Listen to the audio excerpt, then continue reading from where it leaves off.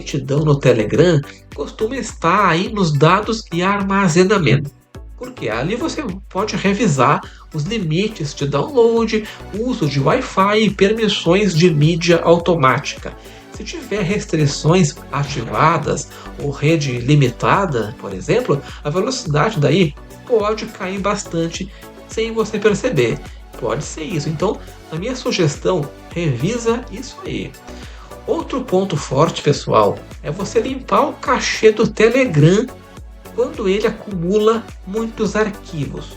O cachê pesado, gente, ele pode e vai deixar os carregamentos ali mais lentos, né? E afetar os downloads muito grandes, tá? Bom, depois que você limpar, aí reiniciar, né? O aplicativo ou o celular pode ajudar a renovar a conexão, viu? Ajuda muito. Nessa imagem que você vê aí, aqui fica mais fácil você perceber a diferença, né, do antes e depois, né, de ajustar a rede e cachê. Quer dizer, antes o arquivo aí podia demorar muito, né, ou parecer travado. Depois que você ajustar, o download aí tende a ser muito mais fluido e voltar ao ritmo normal da sua internet atual. Então, ajuste essencial. Outra questão: conexão estável, cachê limpo e as permissões corretas, pessoal, elas costumam ser os fatores principais, viu? Também, na minha sugestão a você, vale a pena você verificar se o modo economia de bateria ou VPN ele está interferindo na rede.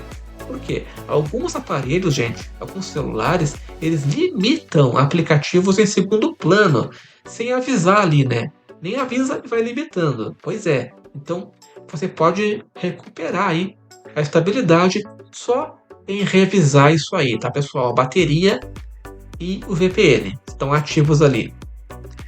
Dica final. Bom, e se continuar o problema, Rodrigo? Aí te sugiro testar outra rede Wi-Fi ou então testa ali dados móveis para fazer a comparação. Por quê? Às vezes ali a lentidão não está no Telegram, mas está na rota da conexão, tá? Do próprio servidor ou do arquivo ali baixado. Então, também pode ser isso aí. Obrigado por assistir, comente a sua opinião aí e confira a loja incrível de achadinhos e promoções na descrição aí do vídeo.